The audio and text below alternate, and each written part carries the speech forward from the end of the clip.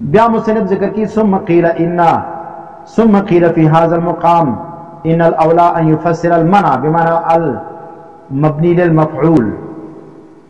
مصنف بیا ذکر کی چې اولادا ده چې دلته منع مبنی للمفعول وویل سي. نو مبنی للمفعول سمانا مصدر فمانا سره د مفعول واقع. اوس به موږ دا بحث وایو چې مصدر په څو معنا باندې راځي. مصدر تعریف څه دی؟ مصدر څه ته وایي؟ مصدر هغه لفظ دی چې هغه دلالت کوي پر چیز باندې، پر یو کار باندې یا پر معنی حدثي باندې. ویني پر معنی حدثي باندې چې دلالت کوي دا ته څه کیږي؟ مصدر ویل کیږي.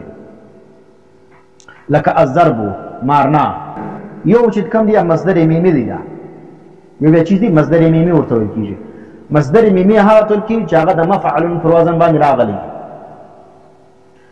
یو چې کوم دی مصدر په معنا سره د اسم فاعل وي، یو چې کوم مصدر په معنا سره د اسم مفعول وي. او په علمي زبان کې څه ټول کیږي چې مصدر مبني للفاعل، مصدر مبني للمفعول. اسانه معنا چې سره مصدر په معنا سره د فاعل واقع، مصدر په معنا سره د مفعول واقع. لکه اوس ګور راس زید عدل.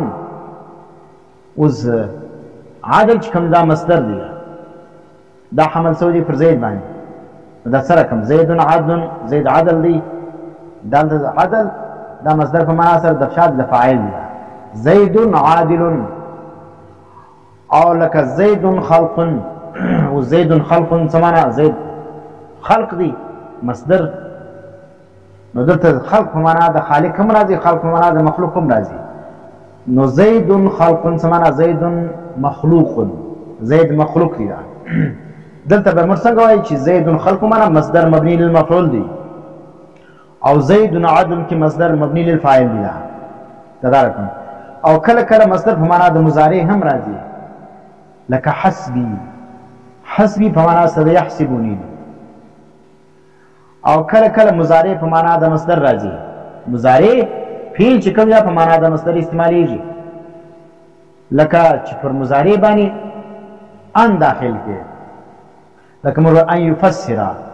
ان يفسر څه معنا؟ تفسیره. ان يفسر معنا تفسیر ده دی.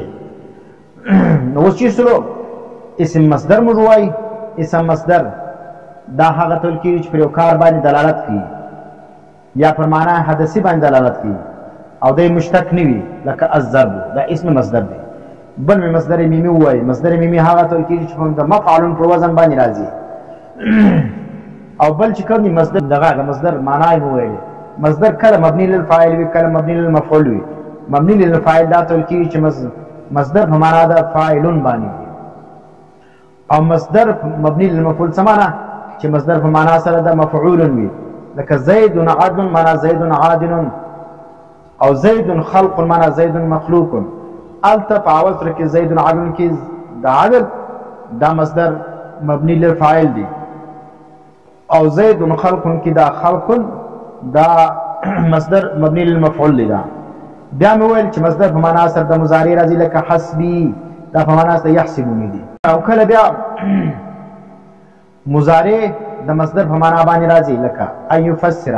ان يفسر څه معنا؟ تفسیره.